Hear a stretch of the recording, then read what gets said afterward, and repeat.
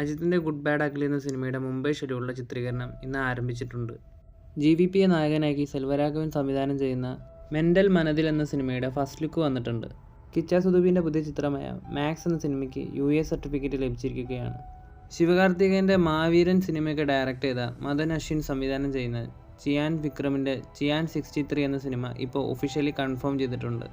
പുഷ്പ 2 സിനിമയുടെ global box office collection ഇപ്പോൾ 1067 കോടിയിലേക്ക് എത്തിയിട്ടുണ്ട്. പുഷ്പ 2 സിനിമയുമായി ബന്ധപ്പെട്ട് അല്ലു അർജുനെ ഒരു കേസിൻ്റെ ഭാഗമായി അറസ്റ്റ് ചെയ്തിരുന്നു. ഇപ്പോൾ അല്ലു അർജുന് ജാമ്യം കിട്ടി വിട്ടയച്ചിട്ടുണ്ടെന്നാണ് അറിയാൻ സാധിക്കുന്നത്.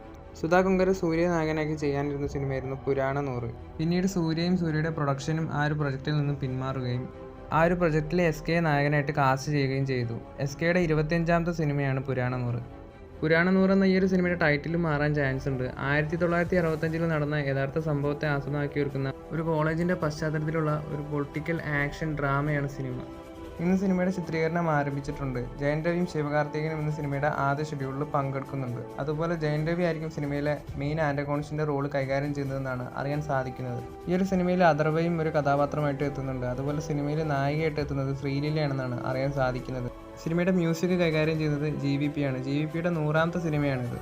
ജയൻ രവിയുടെ 34ാമത്തെ സിനിമയുടെ പൂജയും ഇന്ന് നടന്നിട്ടുണ്ട്. അതുപോലെ ഈ ഒരു സിനിമ ഡയറക്റ്റ് ചെയ്യുന്നത് ഡാഡ സിനിമയുടെ ഡയറക്ടറാണ്.